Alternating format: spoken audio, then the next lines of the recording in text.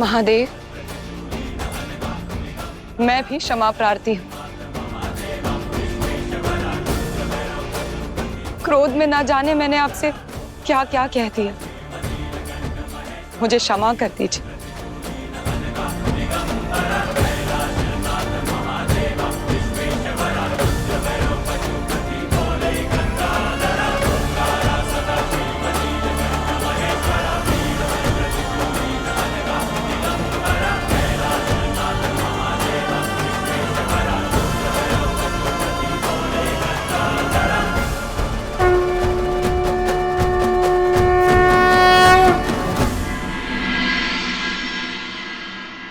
शंखचूड़ अपनी मूर्खता से मारा गया और नारायण को बंदी बना असुर लोक में रखने के आड़े तुलसी आ गई। ये देवता सदा छल से हर परिस्थिति को अपने वश में कर लेते हैं और जीता हुआ अवसर हम असुरों से छीन लेते हैं।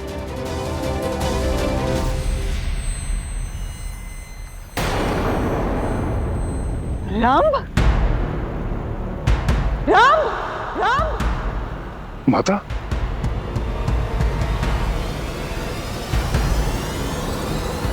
रंभ, तुम अब तक अकेले क्यों भटक रहे हो? ब्रह्मदेव के वरदान का क्या हुआ रंभ?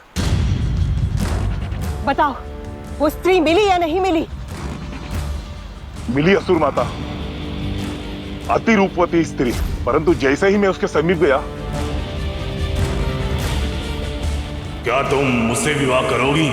रुको सुंदरी, सुंदरी रुको। और तब से मैं उसे खोजने का प्रयत्न कर रहा हूँ। प्रयत्न मत करो, खोजो उसे, किसी भी मूल्य पर खोजो।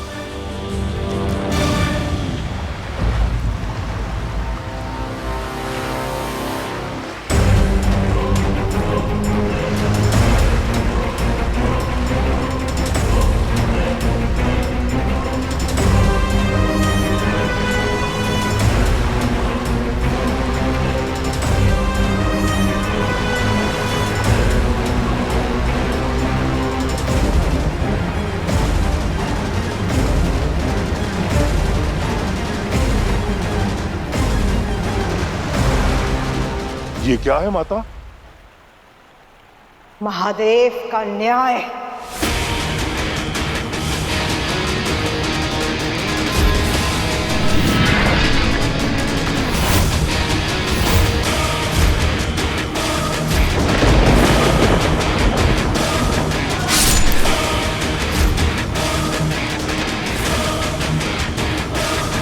रंभ, तुम इसी जल की सौगंध लेकर कहो कि तुम असुर लोक के लिए अपना सर्वस्व न्यौछावर कर दोगे और जो आशाएं हमारी शंखचूड़ से थी उन्हें तुम पूरा करोगे।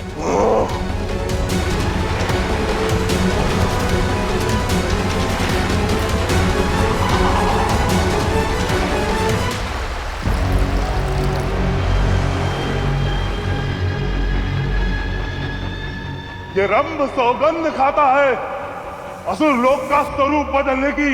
मैं भी देखता हूँ महादेव कैसे अपने देवताओं की रक्षा करते हैं, क्योंकि युद्ध तो अब आरंभ होगा, आरंभ होगा, आरंभ होगा।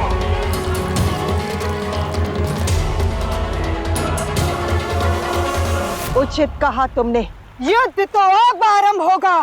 जिस प्रकार उस शंखचूड़ ने असुर लोक की सत्ता मेरे हाथों से छीनी थी, अब वैसा नहीं होगा। सुन ले सभी देवी देवता, असुर, गंधर्व, मानव, सुन ले ये संपूर्ण ब्रह्मांड। असुरों ने देवताओं के साथ जो संधि समझौता किया था, जो युद्ध न करने का प्रण लिया था, मैं असुर माता देती उसे इसी क्षण तोड़ती हूं, तोड़ती हूं।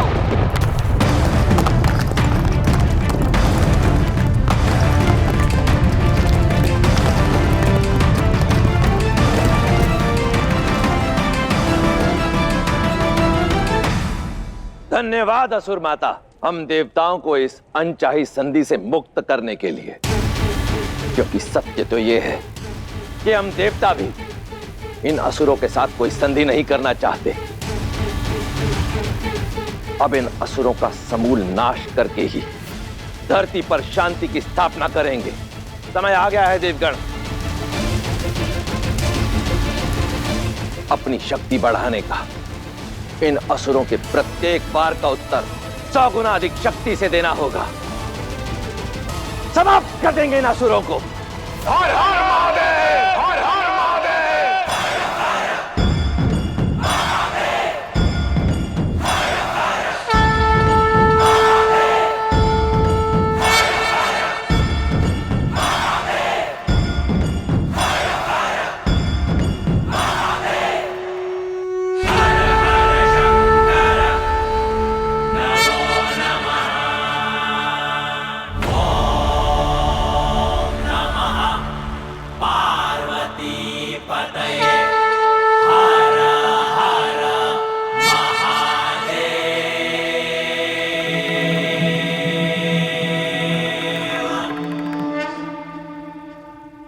शंखचूड़ के साथ युद्ध में विजय पाने पर आपको कोटि कोटि बधाई महादेव।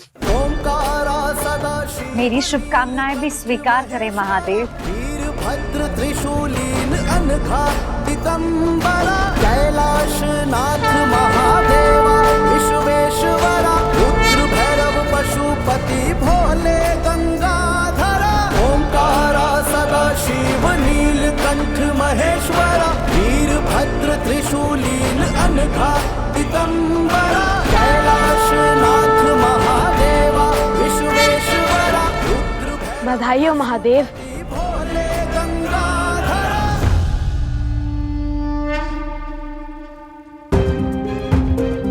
जिनके समक्ष सभी देवी देवता नारायण के लिए प्रार्थना कर रहे हैं और वो महादेव हाथ पे हाथ धरे बैठे हैं, ऐसी क्या व्यवस्था। एकांत एकांत एकांत।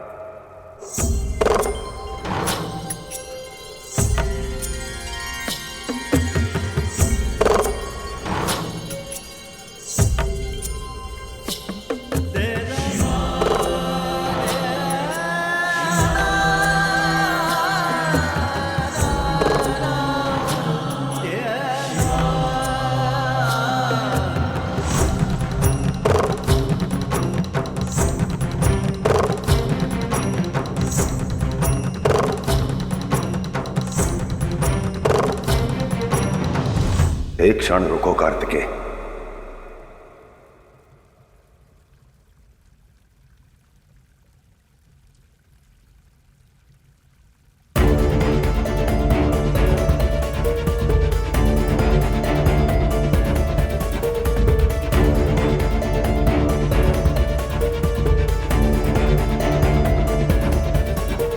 देवी पार्वती, मैं अपने पुत्र के साथ एकांत में कुछ बात करना चाहता हूं।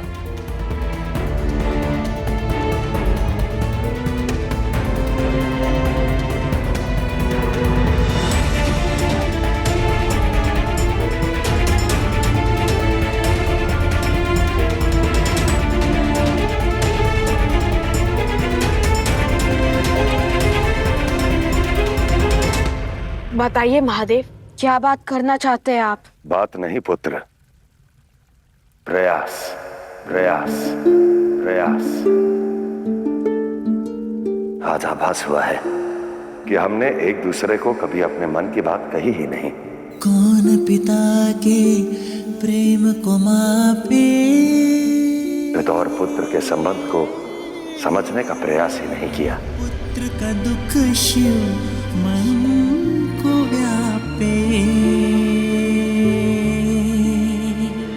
कार्तिकेय, पिता पुत्र का मित्र भी बन सकता है, उससे एकांत में बात भी कर सकता है, वाद विवाद की स्वतंत्रता भी दे सकता है। डम डमाडमं डमरुधारी शिव शिवम पुत्र कार्तिकेय को स्नेह कर रहे।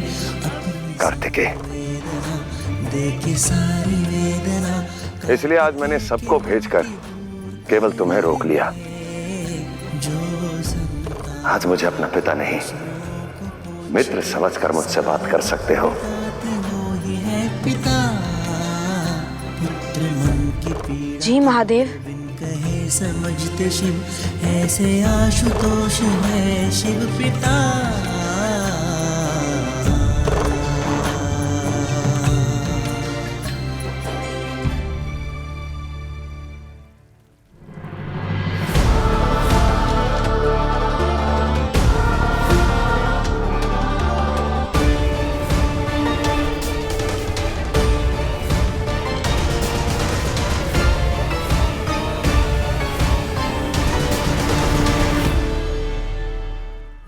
मेरी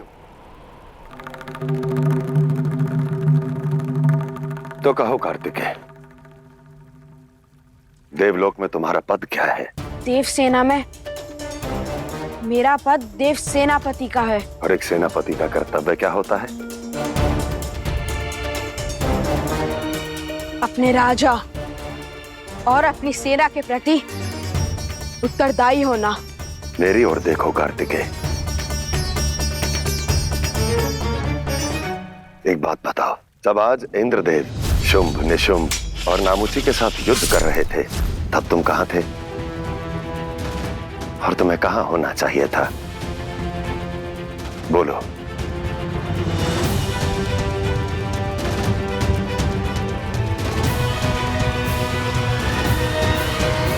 कार्तिकेय, ये मत सोचना कि मैं तुम्हें हीन अनुभव करा रहा हूं या डांट रहा हूं, या तुम में कोई कमी निकाल रहा हूं।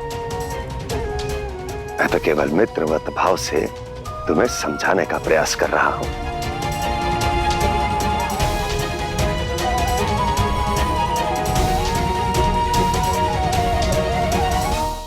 महादेव।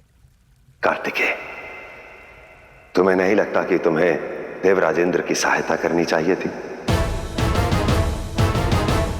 अपना कर्तव्य निभाना चाहिए था या नहीं? तो क्या आप मुझ पर अपना कर्तव्य पूर्ण ना करने का आरोप लगा रहे?